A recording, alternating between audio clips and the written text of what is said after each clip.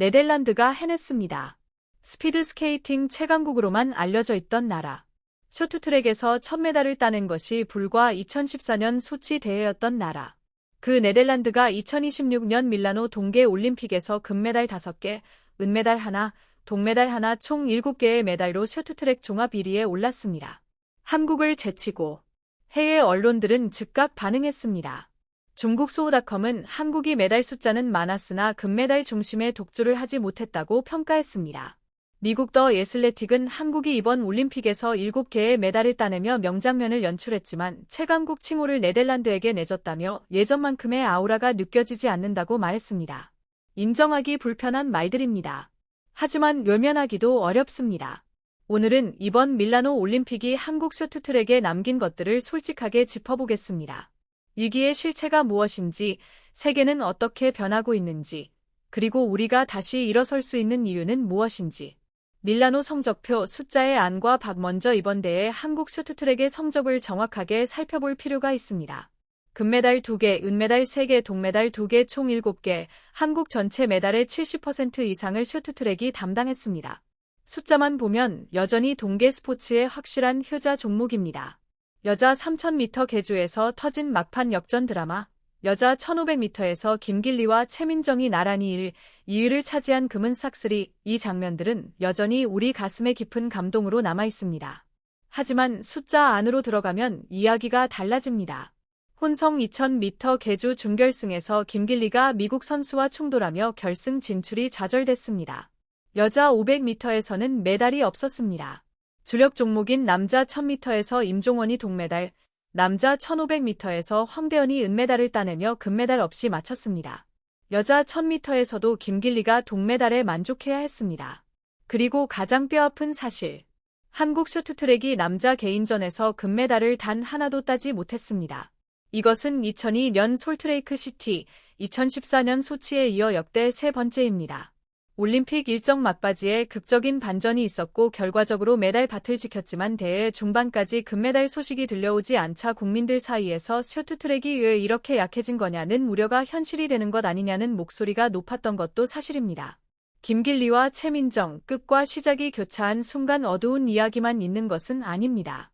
이번 올림픽에서 한국 쇼트트랙의 가장 빛나는 장면은 대회 마지막 날에 집중되었습니다. 여자 1500m에서 김길리가 금메달, 최민정이 은메달을 나란히 차지했습니다. 전통의 강세 종목에서 1, 2위를 모두 한국이 가져간 장면이었습니다. 김길리는 1000m 동메달까지 더해 첫 올림픽에서 3개의 메달을 목에 걸었습니다. 차세대 에이스의 탄생을 알리는 순간이었습니다. 최민정은 이번 은메달로 통산 올림픽 메달 7개를 기록했습니다. 진종호, 김순영, 이승훈을 넘어 한국 선수 동학의 올림픽 최다 메달 단독 1위에 오른 것입니다.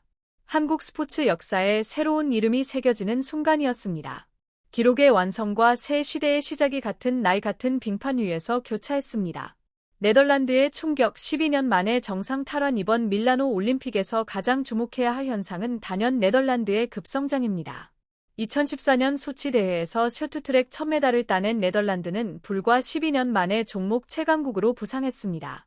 이번 대회에서 총 9개의 금메달이 걸린 쇼트트랙 종목 중 네덜란드는 여자 계주와 1500m를 제외한 6개 종목에서 메달을 따내며 사실상 판도를 장악했습니다. 이것은 단순한 돌풍이 아닙니다.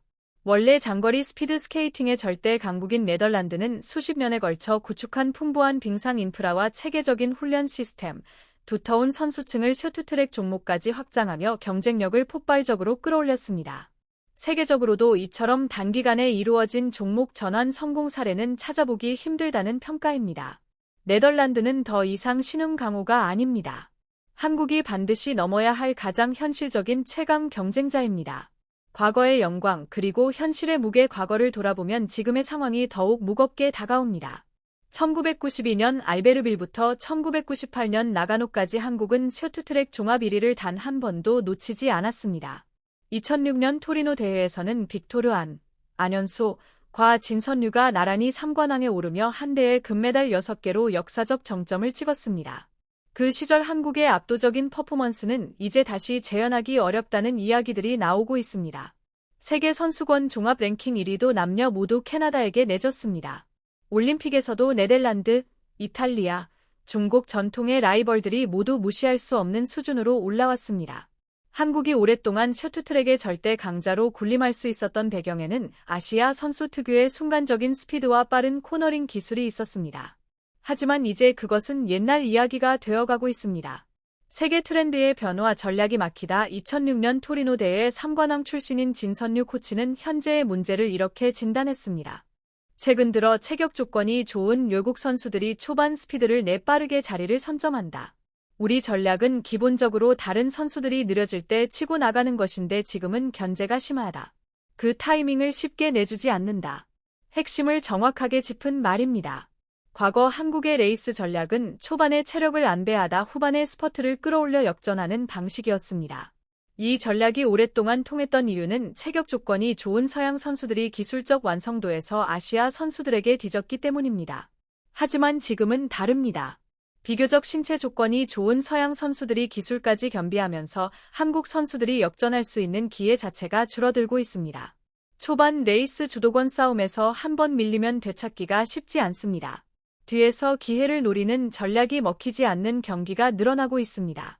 더불어 경쟁국 선수들이 한국 선수들의 국내 대회 레이스까지 분석하며 전술적으로 대응하고 있다는 점도 간과할 수 없습니다. 한국의 레이스 스타일이 완전히 분석되어 있다는 것입니다. 선수들이 직접 한 말들 이번 대회를 치른 선수들 역시 이 변화를 몸으로 느끼고 있었습니다. 임종원은 이렇게 말했습니다. 첫 올림픽이라 긴장과 부담이 컸습니다. 10점 만점에 5점입니다. 다음엔 더 좋은 모습을 보이겠습니다. 솔직한 자기평가였습니다. 변명도, 과장도 없이. 주장 이준서는 더 나아가 변화의 필요성을 직접 언급했습니다. 외국 선수들이 좋은 체격 조건을 효율적으로 활용하는 모습이 인상적이었습니다.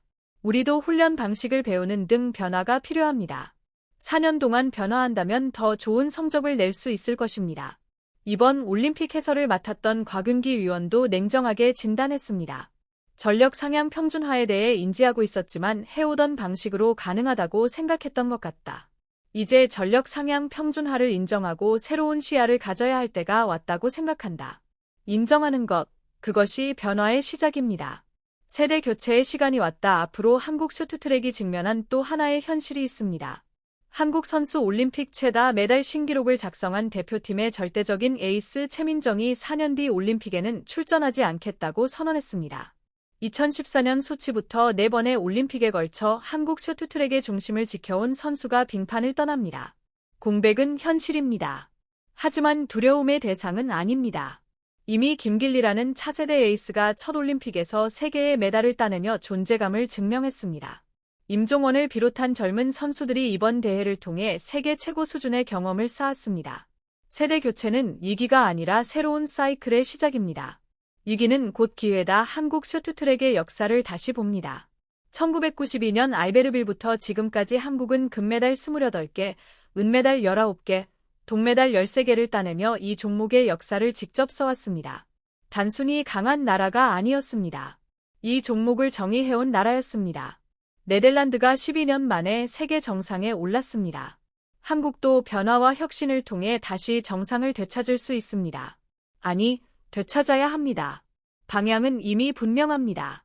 초반부터 주도권을 가져갈 수 있는 체력과 스피드, 완전히 분석된 레이스 패턴을 넘어서는 전술적 다양성, 서양 선수들의 훈련 방식을 연구하고 흡수하는 열린 자세, 그리고 세계 트렌드 변화를 정확히 읽는 코칭 스태프의 혁신.